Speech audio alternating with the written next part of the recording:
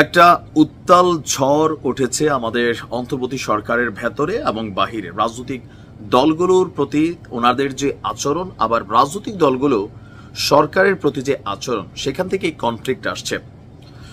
এখানে যেখান থেকে বিএনপি মূল বেঁকে গেছিল ইশরাক ইস্যুর পাশাপাশি গণমাধ্যমের বক্তব্য, বিএনপি নেতাদের বক্তব্য যে তারা গত এক সপ্তাহ যাবৎ ডক্টর ইউনূসের সাথে সাক্ষাতের চেষ্টা করছিলেন, কিন্তু তারা শিডিউল পাননি। কিন্তু এনসিপির নাহিদ বিকালবেলা ফোন দিয়া সন্ধ্যার মধ্যে বৈঠক করে ফেলছে।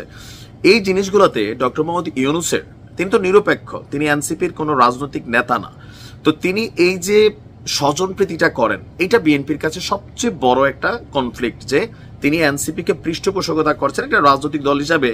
বিএনপি যেখানে এক সপ্তাহ শিডিউল পায় না, সেখানে এনসিপি ঘন্টা ব্যবধানে ফোন দিয়া তারা শিডিউল নিতে পারে। এরকম অনেক জিনিসে অভিমান ক্ষোভের দানা বাঁধছে।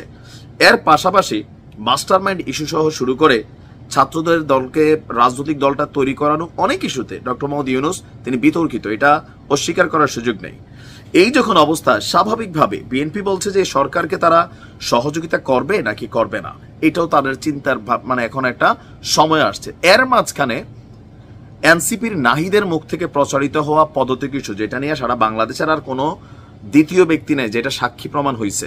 যাই হোক, এই ঘটনার পর আজকে আমি যখন নিউজটি করছি, কয়েকটা দলের সাথে বৈঠক হয়েছে, ব্রিফিং হচ্ছে। এর মাঝখানে গুরুত্বপূর্ণ অংশ হচ্ছে উপদেষ্টা পরিষদের সাথে রুদ্ধদ্বার একটা বৈঠক করেছেন।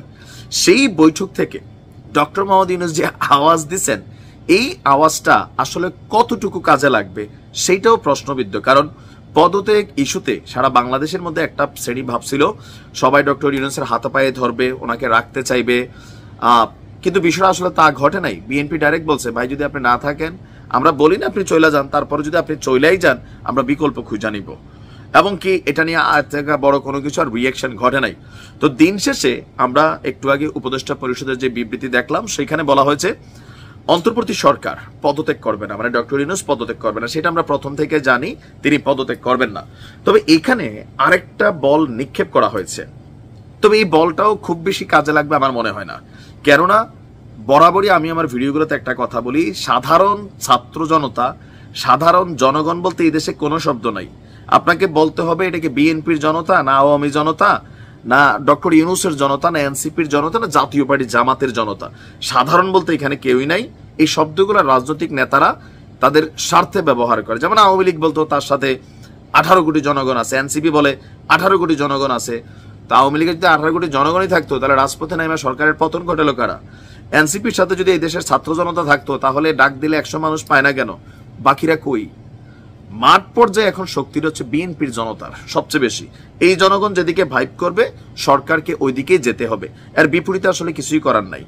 তারপরেও আজকে এই বৈঠকের পর আমাদের সরকারের পক্ষ থেকে একটা বিবৃতি আসছে, যেখানে বলা হয়েছে অন্তর্বর্তীকালীন সরকার জুলাই অভ্যুত্থানের জনপ্রত্যাশাকে ধারণ করে, কিন্তু সরকারের স্বকীয়তা, সংস্কার উদ্যোগ, বিচার প্রক্রিয়া, সুষ্ঠু নির্বাচন, স্বাভাবিক কার্যক্রমকে বাধাগ্রস্ত করে এমন কর্মকাণ্ড এবং অর্পিত দায়িত্ব পালন করাকে অসম্ভব করে তুললে আপনার সরকার জনগণকে সঙ্গে নিয়ে প্রয়োজনীয় সিদ্ধান্ত গ্রহণ করবে। সেই জন্য বলছি, কোন জনগণ?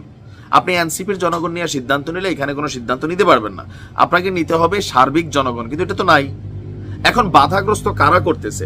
বিএনপি তো সুষ্ঠু নির্বাচন চাচ্ছে, একটা তারিখ চাচ্ছে, যে আপনি ঘোষণা করে দেন যে জুন মাসের এত তারিখ নির্বাচন, অথবা জানুয়ারি, অথবা মার্চ, অথবা একটা সুনির্দিষ্ট তারিখ, যে এই মাসের এই তারিখে নির্বাচনের কথা ভাবছে, হয়তো করতে গিয়ে এক সপ্তাহ সামনে হবে বা পিছনে হবে। যেখানে নির্বাচন কমিশন বলছে তারা ডিসেম্বরে নির্বাচনের প্রস্তুতি নিচ্ছে, এই জায়গা থেকে বিএনপির বক্তব্য যে নির্বাচনের একটা সুনির্দিষ্ট রোড ম্যাপ দেয়, কিন্তু সরকার বড় সংস্কার, ছোট সংস্কার, এই বিষয়গুলোতে বিষয়টা কিন্তু ক্লিয়ার করছে না। আবার এনসিপি ক্ষমতাকে কক্ষিগত করতে চায়, এটা বিএনপির ধারণা। উপদেষ্টা আসিফ সহ, এই যে আজকে আবার নাহিদ বলল যে আসিফ মাহবুজের সাথে এনসিপির সম্পর্ক নাই, এই ধরনের হাস্যকর কথার জন্য আওয়ামী লীগে প্রতিদিন টেলিভিশনের সামনে বসে মিথ্যা বলার জন্য যিনি নোবেলের মোটামুটি স্বীকৃতি পাইতে যাচ্ছিলেন, হাসান মাহমুদ, নাহিদের অবস্থান অনেকটা এরকম হয়ে গেছে, যে মানুষের ভোদাই ভাবার যে মেন্টালিটিটা, সেখান থেকে ওনারা বের হতে পারছেন না। এই ধরনের এখন সরকারের কর্মকাণ্ডকে কারা বাধাগ্রস্ত করতেছে? আমার কাছে তো দেখি না যে বিএনপি বাধাগ্রস্ত করে। হ্যাঁ, বলবেন যে তুই বিএনপির পেইড এজেন্ট নাকি? এখন দেখেন বিষয়গুলো হচ্ছে যে বিভিন্ন দাবি দেওয়া মানুষ রাস্তায় নিয়ে নামতেছে। কেন? যে এই দাবি দেওয়ার খেলাটাই, সরকারটাই দাবি দেওয়া রাজপথ থেকে উঠে আসছে। এনসিপি যে কোনো দাবি দেওয়া করলে হয়ে যায়। এখন এই বিষয়গুলো নিয়ে কনফ্লিক্ট তৈরি হয়েছে সরকারের মধ্যে, রাজনৈতিক দলগুলোর সাথে, জুলাই বৈষম্য বিরোধীদের মধ্যে এখানে বিভাজন হয়ে গেছে। ইনকিলাব মঞ্চ, জুলাই বৈষম্য বিরোধী আন্দোলনের একাংশের নেতারা মনে করছেন এনসিপি জুলাইকে কুক্ষিগত করে ফেলছে, তারা এটার ফায়দা নিচ্ছে, এটার ফল টল খাচ্ছে। তো এই জায়গাগুলো থেকে আপনার এই কনফ্লিক্ট। এখন সরকার যেটা বলছে যে আপনার জাতীয় স্বার্থ, জাতীয় গোষ্ঠী, এখন জাতীয় স্বার্থ হচ্ছে মানুষের একটা নির্বাচন, সংস্কার কি হচ্ছে না হচ্ছে এটাও বিএনপি বলতেছে আমরা তো দেখতেছি না কি সংস্কার করছেন বা কি সামনে নিয়ে আসেন, দুই একটা আমরা দেখি। সরকার সেটাও দেখাইতে পারতেছে না, বলতেছে ছোট সংস্কার, বড় সংস্কার। তো সবকিছু মিলিয়ে ডক্টর মোহাম্মদ ইউনূস যেই লারা দিছেন আরেকটা, জনতাকে সাথে নিয়ে সিদ্ধান্ত নিবে। তা আমার প্রশ্নটা আর কি যে মানে এই ছাত্র জনতা কারা, মানে কোন দলের সমর্থিত? জামাত, এনসিপি একটা টিম ওইটার, নাকি বিএনপির? আওয়ামী লীগের জনগণ তো এই মুহূর্তে খারি, যারা মাইর খায়, রাস্তাঘাটে দেখলে এদেরকে পাবলিক মারে, আবার এদেরকে স্বৈরাচারের দোষর বইলা পিটানো হয়, জেলে ঢুকাই দেওয়া হয়। তাহলে কারা, কাদেরকে নিয়ে ডক্টর মোহাম্মদ ইউনূস সিদ্ধান্ত নেবেন? এই যে বক্তব্যটাও আসছে সামনে, এটাও একটা পদত্যাগ টাইপের একটা শব্দ হইলো, যে জাতিকে আরেকটা ধরেন মানে কি বলা হয় যে চিপাই নিয়ে যাওয়া।